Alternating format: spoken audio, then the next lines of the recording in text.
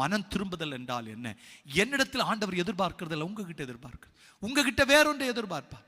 எதை ஆண்டவர் எதிர்பார்த்து என்னிடத்தில் பேசுகிறாரோ அதை எப்பொழுது நான் மனப்பூர்வமாக ஏற்றுக்கொண்டு செய்கிறோம். எல்லாரும் மனப்பூர்வமாக ஏற்றுக்கொள்வதற்கு, சில திருட்டுத்தனமாக ஏற்றுக்கொள்வார்கள். அவர்களுக்கு ஒரு காரியமாக வேண்டும். காரியமாவதற்கு கொஞ்ச நேரம் கையை கட்டி இதை செய்யணும், செஞ்சுட்டு போவோம். காரியம் முடிந்து விட்டால் இவர்கள் பழைய சுபாவத்திற்கு வந்து விடும். அது மனம் திரும்புதல் அல்ல, அது மன கடினம். மனம் திரும்புதல் என்றால் என்ன? ஐயோ ஆண்டவரே, உங்களுக்கு இது பிடிக்கல, நான் என்னை விட்டு விடுகிறேன் என்று சொல்லுவதுதான் மனம் திரும்புதல். பிள்ளைகளே, ஒவ்வொரு நாளும் மனம் திரும்ப கர்த்தர் நமக்கு உதவி செய்வாராக. ஆமென்.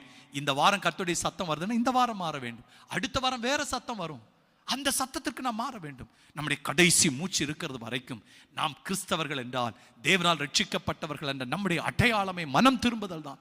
மனம் திரும்பாமல் அநேகர் ரட்சிக்கப்பட்டிருக்கிறார், ஞானஸ்தானம் பெற்றிருக்க, அவர்கள் தேவனுடைய பிள்ளைகள் அல்ல. தேவனுடைய பிள்ளைகள் என்ற மனம் திரும்பி, எதிலே மனம் திரும்ப வேண்டும்? என்னுடைய இஷ்டம் அல்ல ஆண்டவரே, உங்க இஷ்டம். என் சுய விருப்பம் நிறைய இருக்குது ஆண்டவரே, அதை வச்சுக்கிறேன், அது எனக்கு வேண்டாம்.